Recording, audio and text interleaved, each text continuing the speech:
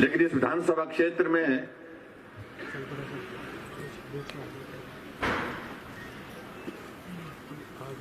112 करोड़ रुपए के शिलान्यास और उद्घाटन के कार्यक्रम एक साथ एक जगह होना अपने आप में इस विधानसभा क्षेत्र में विकास की गाथा को साबित करता है।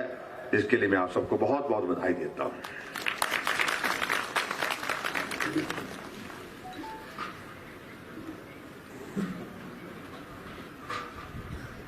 एक दौर था जब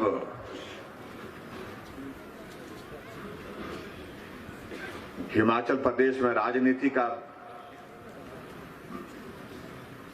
प्रकोप कुछ विधानसभा क्षेत्र में होता था जहां से चुना हुआ प्रतिनिधि अपने हिसाब का नहीं आता था।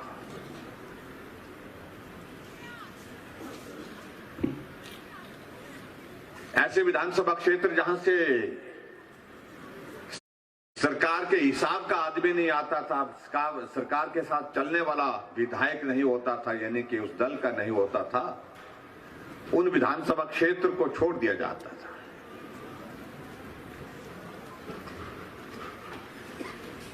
उस विधानसभा क्षेत्र के विकास की चिंता करने का विषय बहुत उस सरकार का होता नहीं था।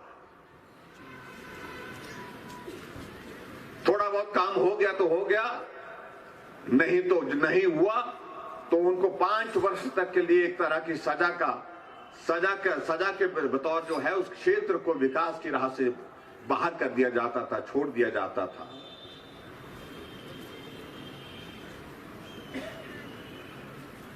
लेकिन हमने हिमाचल प्रदेश में इस परंपरा को समाप्त करने की कोशिश की है। कोई बात नहीं, अगर चुना हुआ प्रतिनिधि हमारे हिसाब का नहीं है, वो अलग तरह की बात करते हैं, अलग विचार की बात करते हैं लोकतंत्र में, हमें उसमें कोई आपत्ति नहीं।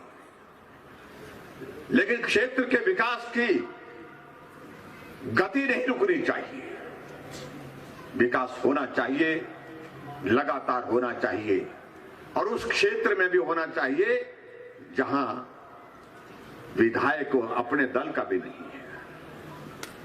ये डलहौजी विधानसभा क्षेत्र की दृष्टि से मैं आपके बीच में जरूर कहना चाहूंगा। आपके यहां के प्रतिनिधि अगर आज के इस कार्यक्रम में मंच पर होते तो अच्छा होता। शायद उनको लगा कि ऐसी परिस्थिति में फासला रखना उचित है, लेकिन मैं समझता हूं कि शायद चोरी छुपे कहीं ना कहीं वो हमारी आवाज को सुन रहे होंगे।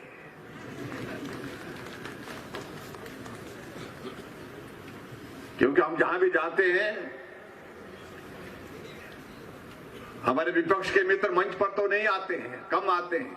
कुछ जगह विधायक आते हैं, कुछ जगह नहीं आते हैं, लेकिन बाद में कहते हैं कि हमने आपको फेसबुक लाइव में पूरा सुना, बोलते हैं।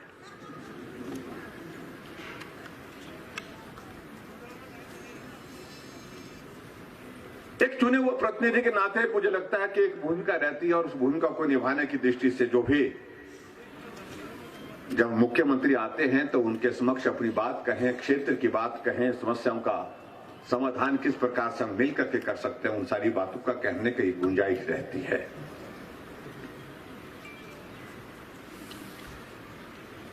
मैं उन सारी बातों में नहीं जाना चाहता हूं, उनका अपना निर्णय है, उस निर्णय पर मुझे कुछ नहीं कहना है।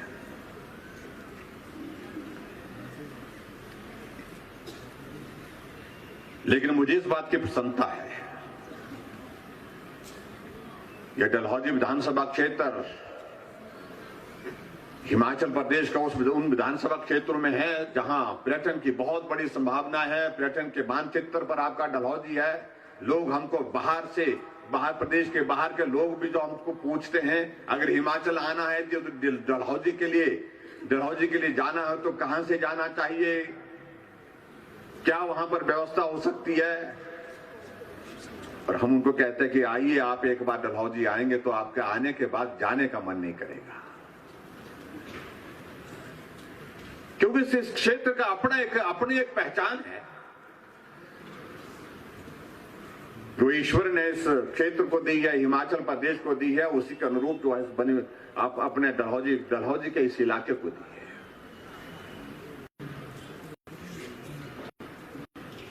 इसलिए इस क्षेत्र की विकास की गति किसी तरह से अवरुद्ध नहीं होनी चाहिए, रुकनी नहीं चाहिए, ये हमारी प्राथमिकता है। इस क्षेत्र के विकास की चिंता करना ये हमारी प्राथमिकता है।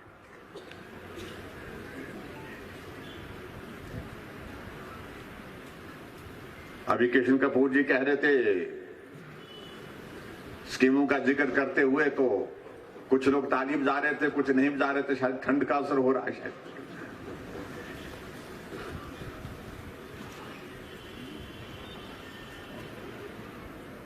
और जिस विधानसभा क्षेत्र में इतने विकास कार्य एक साथ हो रहे हों,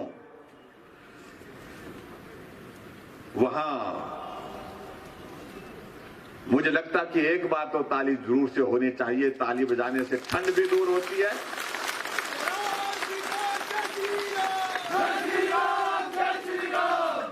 और हो सकता है कोरोना का अगर कहीं अगर कोई कीटाणु आ गया वो भी मर जाए। बड़ी कोशिश कर रहे हैं उसको मारने की, लेकिन वो बड़ा मुश्किल हो रहा है उसको मारना। मैं इस बात को भी देख रहा था,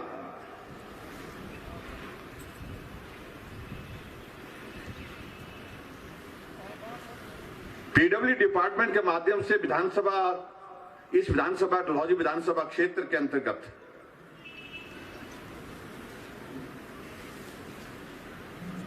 जो हमारी चालू स्कीमें, ऑन गोइंग स्कीम्स हैं, उसमें हम लगभग जो है 140 करोड़ रुपए से ज्यादा जो है उस पर जो है हम यहां पर खर्च कर रहे हैं। 140 करोड़ रुपए।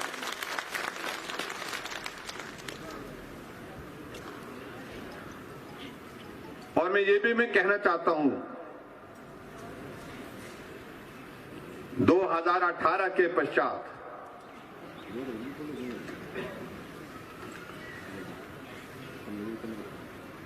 इस विधानसभा क्षेत्र में विभिन्न विकास कार्य की अगर हम बात कहें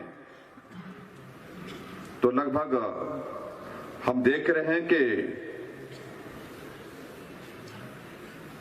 प्रधानमंत्री ग्राम सड़क योजना के अंतर्गत सड़कें, उस पर हमने लगभग